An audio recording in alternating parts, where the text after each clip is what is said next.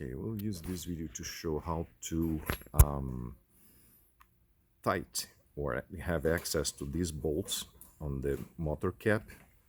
Of course, this side here, they are easy to access, to torque or to replace, but this side it's covered by the brake rotor. Okay, so what we're gonna do is to remove the bolts from the brake rotor without disassembling the wheel from the fork and everything. So we'll do with the wheel in place, remove the 6 bolts T25 for the brake rotor, so the brake rotor will move away out of the way, and then we have access to those bolts.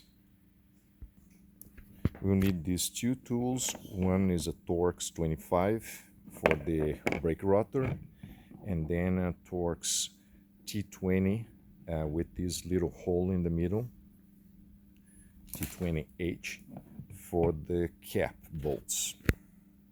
Okay, make sure the brake it's not locked, the parking brake.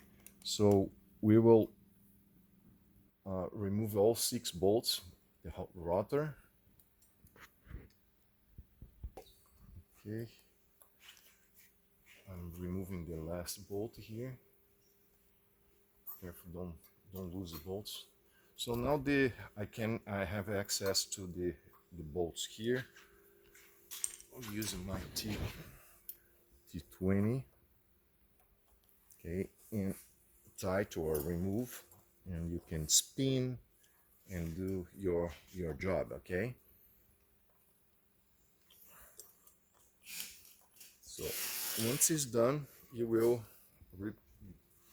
bolt the brake rotor again and give a good torque to the bolts.